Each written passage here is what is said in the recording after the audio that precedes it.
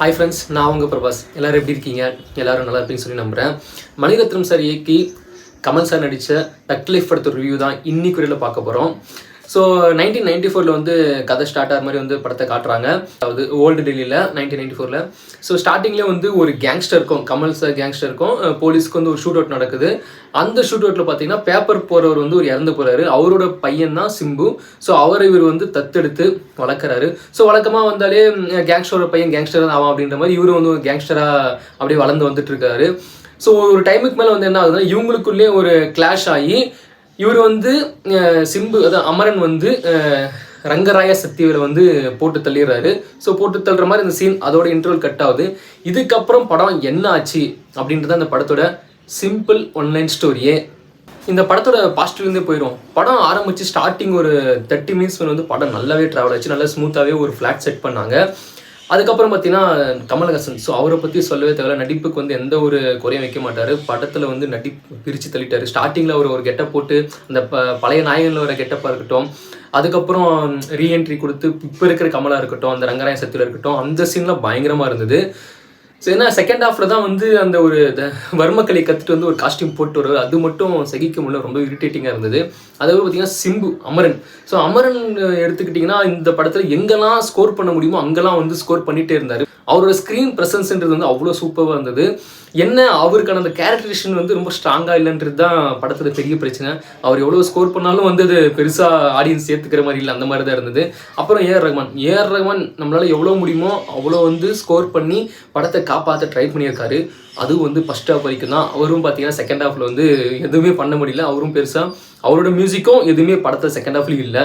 இந்த படத்தோட ஒட்டுமொத்த பாசிட்டிவ்மே எனக்கு தெரிஞ்சு அவ்வளோதான் நினைக்கிறேன். ஏன்னா இதுக்கப்புறம் ஃபுல்லாகவே நெகட்டிவ் தான். Easily one of the worst film இயர்னு சொல்லி இந்த படத்தை சொல்லிடலாம்.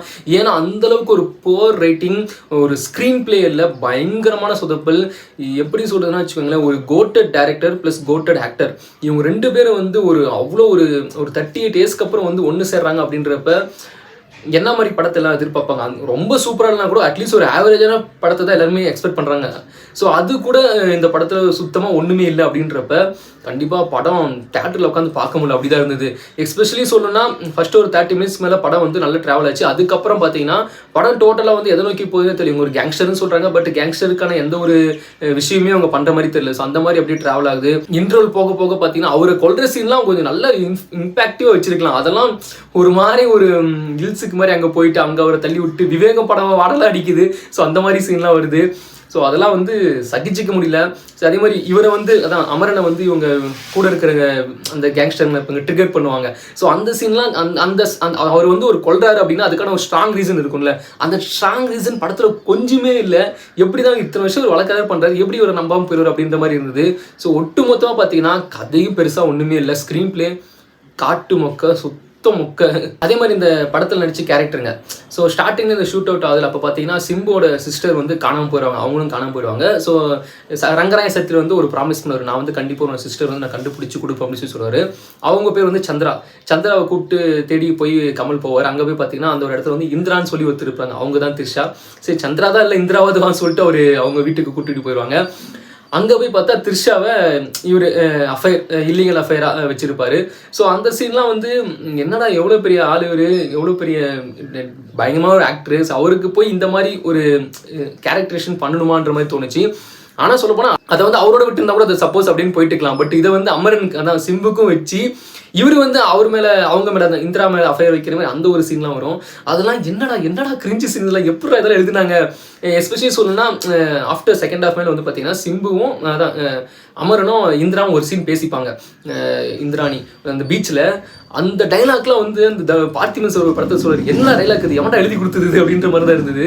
அதே மாதிரி ஏகப்பட்ட ஆர்டிஸ்ட் இந்த படத்தில் எதுக்குன்னே தெரியல. ஐஸ்வர்யலட்சுமி வந்து ஸ்டார்ட் பண்ணி அசோக் செல்வன், நாசர், இந்த மாதிரி ஏகப்பட்ட பேர் வந்து படத்தில் நடிச்சிருந்தாங்க. ஜார்ஜ், இவங்களுக்குலாம் பெருசாக எந்த ஒரு கேரக்டருமே இல்லை.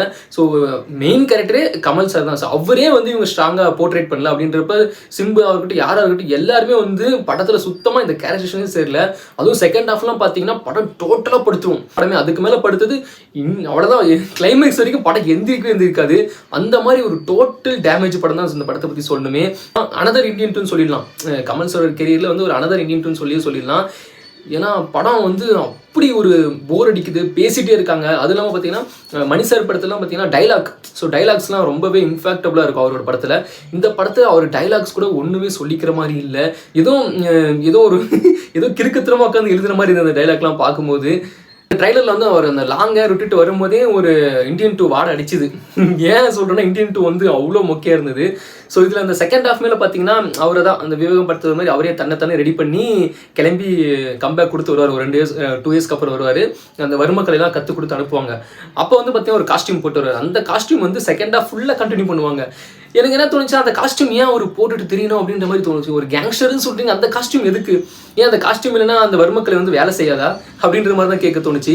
அதுவும் செகண்ட் ஹாஃப்லாம் அது அவங்க கேங்ஸ்டரே வந்து பழி வாங்குற மாதிரி சின்ன வரும். அதெல்லாம் ரொம்ப முக்கியம் இருந்தது. கிரிஞ்சாக இருந்தது. ஒரு எலிவேஷனே இல்லை. ஒரு மாஸ் ஹீரோக்கான ஒரு எலிவேஷன் இல்லை. ஒரு எப்படி சொல்கிறதுனா ஒரு கேரக்டரைசேஷன் சரியா இல்லை. ஒஸ்ட்டு ஸ்க்ரீன் பிளே அப்படின்னு சொல்லி அந்த படத்தை. சிம்பு சீனும் பார்த்தீங்கன்னா வச்சுக்கோங்களேன், அவர் எவ்வளோ முடியுமோ அவ்வளோ ஸ்கோர் பண்ணுறாரு, இல்லைன்னு சொல்ல. பட் அவருக்கான கேரக்டரைசேஷன் ஸ்ட்ராங்காக இல்லை அப்படின்றதுனால அவர் என்ன தான் பண்ணாலுமே வந்து அது எல்லாமே வேஸ்ட்டாக தான் போகுது. அவ்வளோ எஃபர்ட் போட்டுமே அது வேஸ்ட்டாக தான் போகுதுன்ற மாதிரி ஆகிப்போச்சு. அதுவும் செகண்ட் ஹாஃப்லாம் பார்த்தீங்கன்னா வச்சுக்கோங்களேன், அசோக் செல்வரும் அவரும் பேசிக்கிற அந்த கான்வர்சேஷன்லாம் ரொம்ப டம்மியாக இருந்தது. எங்கேயுமே சரி ஒரு ஸ்பார்க்கே இல்லை படத்தில் செகண்ட் ஹாஃபில். அந்த மாதிரி தான் இருந்தது. அதுவும் லென்த்து வேறு படம். 2 hours 40 minutes கூட படம் ட்ராவல் ஆகுது. எதுக்கு அப்படின்னே தெரில. மியூசிக்கும் பெருசாக செகண்ட் ஹாஃபில் மியூசிக்கும் ஒன்றும் சுத்தமாக இல்லை. அவ்வளோ ஒஸ்ட்டாக இருந்தது. அதுவும் ஃபைட் சீன்லாம் பார்த்தீங்கன்னா வச்சுக்கோங்களேன், நம்மளால அதே மாதிரி தான் திருப்பியும் இந்தியன் 2 வறுமக்கலையை கற்றுட்டு வந்து வறுமக்கலை சண்டை போடுவார். அதெல்லாம் கண்டிப்பாக அவாய்ட் பண்ணியிருந்துருக்கலாம். ஏன் தான் இப்படி பண்ணாங்கன்னு தெரியல. இந்த படத்தோட ஸ்டோரியை பார்த்தீங்கன்னா வச்சுக்கோங்க, நிறைய ரொம்ப அகல பாதாளத்தில் ரொம்ப பழைய கதைன்னு சொல்லுவாங்களே, ஸோ அந்த மாதிரி ஓல்டு ஸ்டோரி இது. ஸோ அதை ஸ்க்ரீன் பிளே ஏதாவது புதுசாக ஏதாவது யூனிக்காக பண்ணியிருந்தா கூட படம் மேபி ஓடி இருக்க சான்ஸ் இருக்குது. செக்க சிவந்தவன படம் ட்ராவல் ஆகுது, திடீர்னு நாயகம் படத்தோட ஒரு சீன் போயிட்டுருக்கு. இந்த மாதிரி நிறைய சீன் போகுது. நீங்கள் இருக்கும்போது எப்படி சார் இது நடந்தது அப்படின்ற மாதிரி கேட்பாங்களா, அந்த மாதிரி தான் இருந்தது. அதே மாதிரி ட்ரைலரில் வந்து நம்ம சிம்பு சொல்லுவார், அமரன் சொல்லுவார், இனிமேல் இங்கே நான் தான் ரங்கரா என் சத்தியல்னு சொல்லுவார்.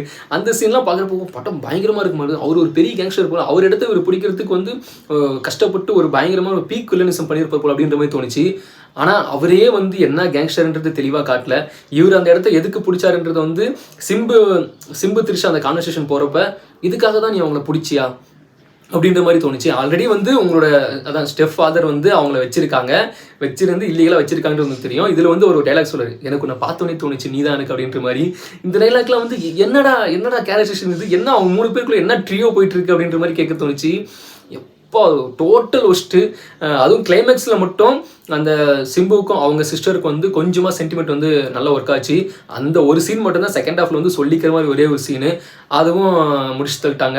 இந்த படத்தில் பார்த்தீங்கன்னா துல்கர் சல்மான் ஜெயம் ரவிலாம் நடிக்கிற மாதிரி ஒரு ஸ்டார்டிங்கில் போய் அவங்க தான் வந்து கேஸ்டிங் பண்ணாங்க. பட் துல்கர் சல்மான் வந்து இதை அவாய்ட் பண்ணிவிட்டு லக்கி பாஸ்கர் நடித்தார். கண்டிப்பாக அவர் லக்கியாக தான் இருப்பார். ஏன்னா இந்த படம் அவர் மிஸ் பண்ணது எனக்கு தெரிஞ்சு ரொம்பவே பெட்டர் தான். ஏன்னா நடிச்சிருந்தாருன்னா அவருக்கு தமிழ் இன்னும் ஒரு மோசமான பேர் தான் வந்திருக்கும். விண்வெளி நாயகா அந்த கிளைமேக்ஸில் அந்த ஒரு லைன் ஒரு விண்வெளி, அதெல்லாம் கேட்கும்போது எனக்கு சிரிப்பு தான் வந்துச்சு. அதுதான் விண்வெளிக்கு அவருக்கு என்ன சம்மந்தம்ன்றது தாண்டி உலக நாயகன்னு சொல்கிறப்ப அந்த ஒரு பேர் கொடுக்குறாங்க, ஒரு மாதிரி ஸ்டார் நேம் கொடுக்குறாங்க அப்படின்றப்ப அதுக்கான ஏதாவது ஒன்று படத்தில் வச்சுருந்துருக்கலாம். ஒன்றுமே சுத்தமாக படத்தில் ஒன்றுமே எடுப்படல. அதுவும் கிளைமேக்ஸ்லாம் எல்லாமே டோட்டலாக ஒரு ஒஸ்ட்டு ஃபிலிம் ஆஃப் த இயர்னு வந்து இதை ஈஸியாக நம்ம சொல்லிடலாம். அந்தளவுக்கு ரொம்ப ஒஸ்ட்டாக இருந்தது. எனக்கு என்ன தோணுச்சுன்னா, இதான் 2 பேருமே சரி, மணி சாரும் சரி கமல் சாரும் சரி பயங்கரமான ஒரு கோட்டட் 2 பேருமே வந்து. அவங்க மேலே பார்த்தீங்கன்னா நம்ம இண்டஸ்ட்ரி மட்டும் இல்லை, அவங்களை இன்ஸ்பயர் பண்ணவங்க பார்த்தீங்கன்னா அதர் இண்டஸ்ட்ரி நிறைய இருக்குது. எக்ஸாம்பிள் நானியை சொல்லலாம். நானி சார்லாம் பார்த்தீங்கன்னா அவரோட படத்துலேயே வந்து அந்த ஒரு சில படத்தில் வால் போஸ்ட்லேயே வந்து மணி சாரையும் கமல் சாரையும் ஒரு இன்ஸ்பயராக போஸ்ட் ஒட்டி வச்சிருப்பாரு. ஸோ அந்தளவுக்கு இன்ஸ்பயர் பண்ணுற ஒரு 2 பேருமே வந்து இந்த மாதிரி ஒரு டஸ்டடான படத்தை ஏன் கொடுக்கணும் அப்படின்ற மாதிரி தான் தோணுச்சு. இந்த மாதிரி அவங்க படம் கொடுக்கறதுனால அவங்களோட பேரை அவங்களுக்கான அந்த கெரியர் குரோத் ஒரு பீக் டைம் இருந்தது, அவங்களே எடுத்துக்கிற மாதிரி இருந்தது. ஆல்ரெடி பார்த்தீங்கன்னா இப்போ வந்து சங்கர் சார் தொடர்ந்து கண்டினியூஸாக 2 ஃப்ளாப் கொடுத்து அவரும் வந்து டோட்டலாக டேமேஜ் ஆகி உட்காந்துட்டாரு. ஸோ இப்போ இவரும் வந்து பார்த்தீங்கன்னா எனக்கு சொல்ல போனால் மணிரத்னம் சார் வந்து ஒரு அந்தளவுக்கு கான்ஃபிடென்ட்டே இல்லை. ஏன்னு கேட்டிங்கன்னா அவரோட ரீசெண்ட் மூவிஸ் எல்லாமே வந்து ரொம்பவே ஆவரேஜ் ஃபிலிமாக தான் இருந்தது. எல்லாமே அது நீங்களே பார்த்துருப்பீங்க. அதனால் இந்த படத்துக்கு அவ்வளோ எக்ஸ்பெக்டேஷன் வச்சுக்கல. பயங்கர ஃபார்ம் அவுட்டில் அவரும் இருக்கிறாரு. ஸோ நீங்கள் வந்து பெரிய டைரக்டரை வச்சு பெரிய ஆக்டரை வச்சு தான் படம் பண்ணணும் இல்லை, நல்ல கதைக்கு நல்ல ஒரு மீடியமான ஆக்டரை வச்சு படம் பண்ணி தான் நீங்களாம் மேலே வந்திருக்கீங்க. ஸோ அந்த மாதிரி அந்த ஒரு ட்ராக்லேயே நீங்கள் ட்ராவல் பண்ணுறது தான் நல்லது. ஸோ இந்த படம் பார்த்தீங்கன்னா உங்களுக்கே தெரிஞ்சிருக்கும் இந்த படம் எவ்வளோ ஒஸ்ட்டாக இருக்குது அப்படின்றது உங்களுக்கே தெரியும். இவ்வளோ மீறி நான் சொன்னதுக்கப்புறம் இந்த படத்தை போய் நீங்கள் தியேட்டர் தான் பார்ப்பீங்கன்னா தாராளமாக போய் நீங்களே பார்க்கலாம், அது உங்களோட wish. So okay bye friends, வேற ஒரு சூப்பரான ரிவ்யூவில் பார்க்கலாம்.